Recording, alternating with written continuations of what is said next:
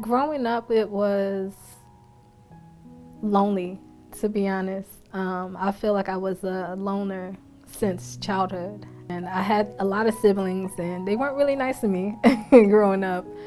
And my parents were there, but they were dealing with their own issues, so they were unable to actually help me through mine.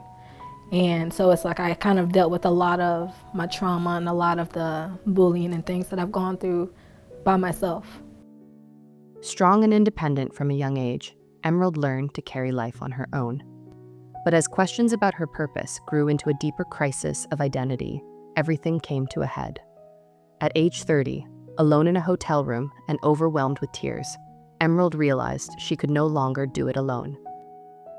When I got to that point of really, really realizing that I needed somebody else to walk along with me, I reached out to a friend, and she had told me about how she had just started at Restoration Place. As soon as I met my counselor, the very first session, I felt like I connected with her in such a way that God knew exactly who I needed to walk me through this journey. Emerald didn't yet know how much she would need the counselor God had placed in her life. So I had recently came out of a homosexual relationship, and I remember God specifically telling me that if I had rendered and released my desires to him, he would be able to give it to me the right way. And it was a new step trying to transition into dating men again. And I had just met this guy and was kind of having challenges. But relationship struggles weren't the only battle she was fighting. Another struggle had been shaping her story for years. So alcoholism is definitely something that runs in my family. And I started at 19 and had struggled with it throughout my adulthood life. What really made me begin to stop was me being in the relationship with my previous boyfriend. We had gotten into an argument, and he ended up hitting me while I was drunk. And I just remember praying to God that day and saying, God, I don't want this anymore. I don't want to have to use this as my cope. And if you would help me, I'll do my part and I'll stop.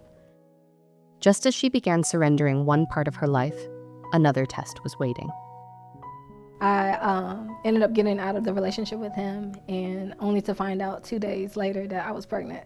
And he basically said he didn't really want anything to do with it. He actually told me I should not go through with it. I just remember being in this dilemma of, well, am I going to go through with this pregnancy, or am I just going to terminate it? And I was just like, I'm not a quitter.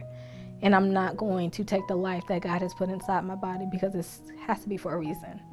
I think that having her support made it so much easier to keep going through it and enduring the things that I did through the pregnancy, and even within the first year of me being a mom, and just the struggles that I went through, just having my counselor there to continually tell me, you're doing a good job, or it's okay that you're feeling bad today, and you're not a failure because of this, and God still loves you even though you think that it was a mistake, or that you had this child in a way that you didn't want to. It made me feel much stronger.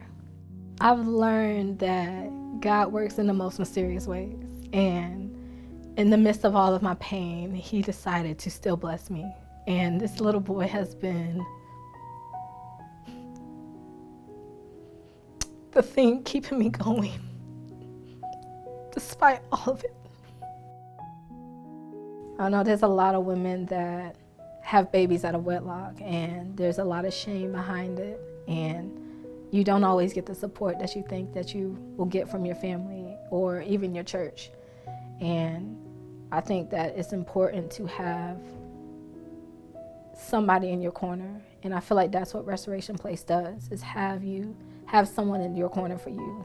The journey is definitely far from over for me, but I feel like because I have that support of a counselor, I'm able to endure and handle it more in a better way than I could have done without it.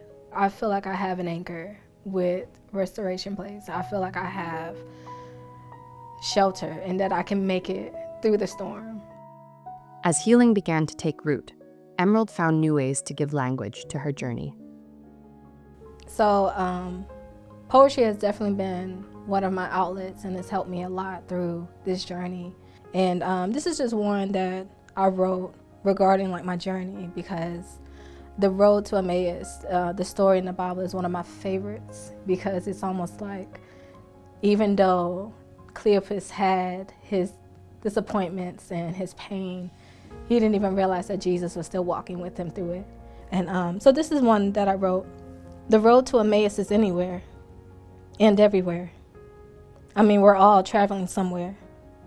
At least we have a Savior following after us, who knows all of our pain and disappointment, but also how the story ends. And he's not ashamed of our questions nor bad decisions we make with good intent, for his presence goes with us, although it isn't initially sensed. And the journey is more beautiful than the destination, for sometimes we arrive just to go right back again.